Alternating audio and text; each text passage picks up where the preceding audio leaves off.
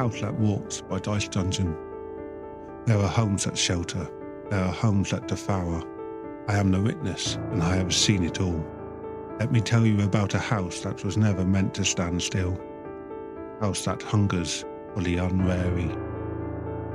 In a remote valley, surrounded by jagged hills and unmarked paths, there exists a house that no map will ever show. It appears different to each traveller, sometimes a grand manor, other times a modest cottage. It is always pristine, out of place, and utterly inviting. The house doesn't stay in one location for long. It shifts when no one is looking, appearing suddenly where it wasn't the day before, but it never moves while watched. It is a house that walks unseen. The story begins with a young blacksmith named Lila, who stumbled upon the house during a journey to find rare metals. Exhausted and starving after days of travel, he was elated to see a small, charming cabin at the edge of a clearing. Smoke curled invitingly from the chimney, and warm light spilled through the windows. Knocking on the door, she was greeted by silence, but the door creaked open on its own. Inside, the air smelled of fresh bread and wood smoke, and a feast lay waiting on a grand table, but no one was there to host. Lila hesitated, but hunger overcame her caution. She ate, and as she did, she began to feel drowsy. The walls seemed to shift slightly, furniture creaking as though the house itself were breathing. By the time she noticed the floor pulsating faintly beneath her feet, it was too late. As she tried to leave, the door she had entered was gone, replaced by a blank wall.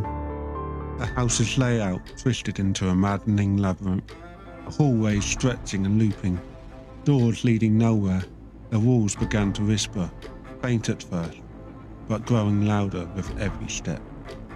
The whisper spoke of others, those who had entered before her, some begging for relief, others laughed hysterically, and some simply repeated, "Stay forever." Lila ran until her legs burned, finally collapsing in a room filled with mirrors. Each reflection showed her older, weaker, her hair greying and her skin withering. In one mirror, her reflection turned to her and smiled. "You can't leave now," it said. "The house has chosen you." Lila was never seen again, but the house, it still walks. It appears in the wilderness, in forgotten corners of the world, waiting for its next visitor. You see a house where there should be none. Do not approach. Ignore its warmth, its welcome. The moment you step inside, you are no longer a guest. You are a prisoner. And I, the witness, will know your story. The house ensures that much. I hope you enjoyed that story by Dicedungeon, The House That Walks. If you want to check out more of his stuff, his link is in the description below. And I'll see you next time.